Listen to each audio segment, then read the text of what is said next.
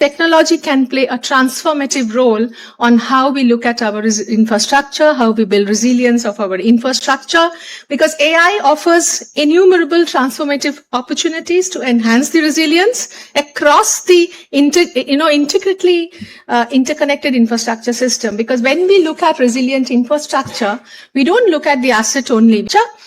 And we are already seeing that AI is rapidly transitioning from being experimental to become an important part of the solution. So it is not only an innovation, but it can also become a very strategic enabler to build resilience of infrastructure. What are the solutions that we can think about? And the other thing, the role of AI specifically in planning infrastructure, in terms of its location, in terms of understanding what risks it's going to face in its lifetime, climate scenarios for a longer period of time.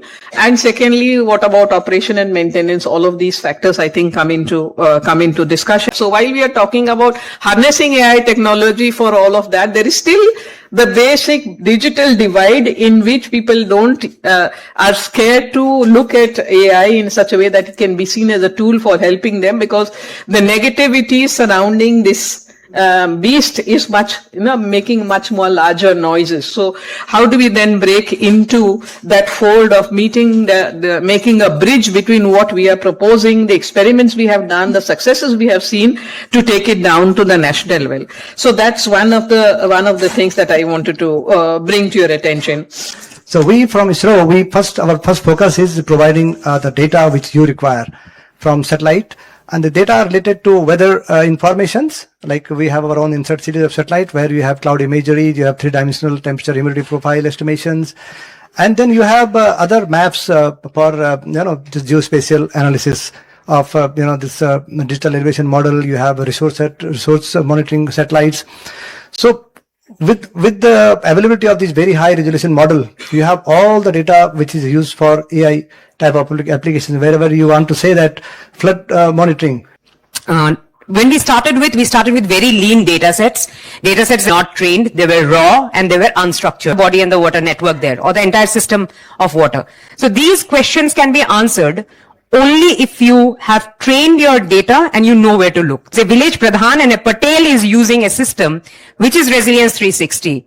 Now that has converted the entire conversation of just computational AI, complex flood models, like flood velocity curve. I'm very sure ordinary people like me, I will not understand. But I am the administrator of that village, and I am the administrator of that urban or the city. And I have to understand it in a simplified way. That is generative AI. Simplify the information to land with the person who is actually taking the decision. The CDRI fellowship when I was a fellow at the time, and some of us, our team actually developed a new flood mapping tool. And I give that example because that can give a clear distinction between a pre-AI way of doing things and a post-AI way of doing things, especially in the context of flood mapping. So we developed two tools. One is for flood mapping and one is for landslide mapping. So we trained this model over several months at our lab, and we essentially trained SAR data and existing flood events that have happened in the past.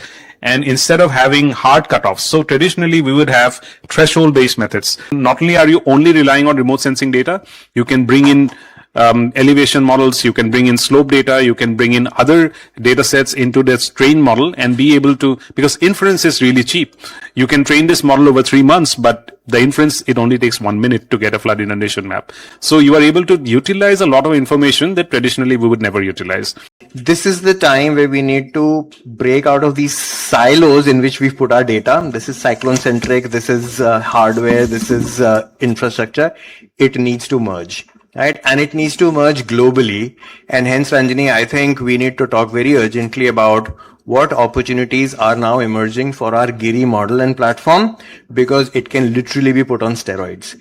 And data sets that we've used in the past, MDAT that we've all used, NASA Earth data that we've all used, World Pop that we all use, there's already conversations about bringing all of this together. We need to be in that conversation. We work with our members, mobile network operators, to leverage mobile networks for disaster resilience, disaster preparedness, and we work a lot on early warning systems, on using mobile networks to set up cell broadcast and location-based SMS, And we're seeing more and more use cases of using AI to leverage better resiliency of mobile networks and to enhance these systems that we're working on. So we see a few different examples, and some of that is to do better weather prediction. Some of that is to protect mobile networks and make them more prepared for disaster. So we leverage also AI to look at population movement so that you can really empower humanitarian responders and affected communities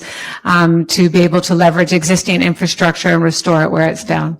So it is very much essential to identify and do the mapping of the solar radiations which are having largest impact, which could be as dangerous as death. So for that, different modeling we are doing, which is till now, which is not AI based, but AI based analysis will help us to get more accuracy. It will reduce our time efficiency, and it will make us intelligent best research. Where we through AI based modeling, we are trying to enhance the